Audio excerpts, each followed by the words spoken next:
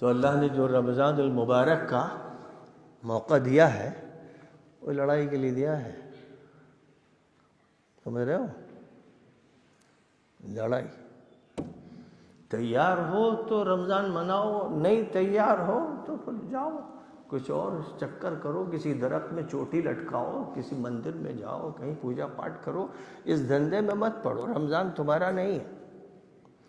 رمضان ان کا ہے جنہوں نے سال بھر شیطان سے جنگ کی، اور اللہ تعالیٰ نے رمضان کی آمد کے ساتھ ہی شیطانوں کو پکڑ دھکڑ کر کے باندھ دیا، جیلوں میں ڈال دیا. لیکن یہ کہہ دیا کہ اب تمہاری جنگ تمہارے نفس سے ہوگی. جس نفس پر شیطان حملہ کرتا رہا، جس کو اپنا مرید بناتا رہا، جس کو اپنا تابع بناتا رہا، تمہارا وہ نفس، تمہارے اندر کی خواہشات، تمہاری اندر کی خواہشات، اب ان سے لڑنا ہوگا. حلال کھانا چھوڑنا پڑے گا، پانی چھوڑنا پڑے گا، مشروب چھوڑنا پڑے گا، جوس چھوڑنا پڑے گا. جو اللہ کی طرف سے وقت طے کر دیا گیا کہ طلوع فجر سے لے کر غروب شمس تک اس وقت میں جو حلال ہے اس پر بھی پابندی ہے.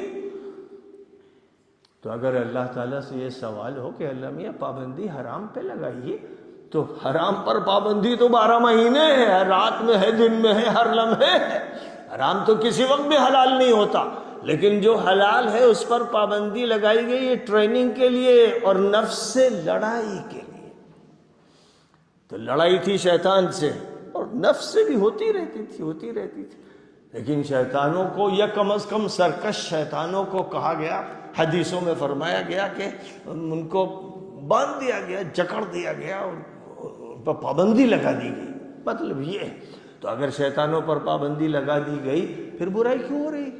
بہت سے روزہ چھوڑ رہے ہیں، بہت سے نمازیں چھوڑ رہے ہیں، بہت سے جھوٹ بول رہے ہیں، بہت سے فلمیں دیکھ رہے ہیں، بہت سے بدمعاشی کر رہے ہیں، نظر بازی کر رہے ہیں، گانے سننے، سب ہو رہا ہے. تمہارے گاؤں میں ہو رہا ہے، کٹولی میں ہو رہا ہے، کیرلا میں ہو رہا ہے، لکھنؤ میں ہو رہا ہے. کوئی جگہ ایسی نہیں جہاں مسلمان بدمعاشیاں نہ کر رہے ہوں.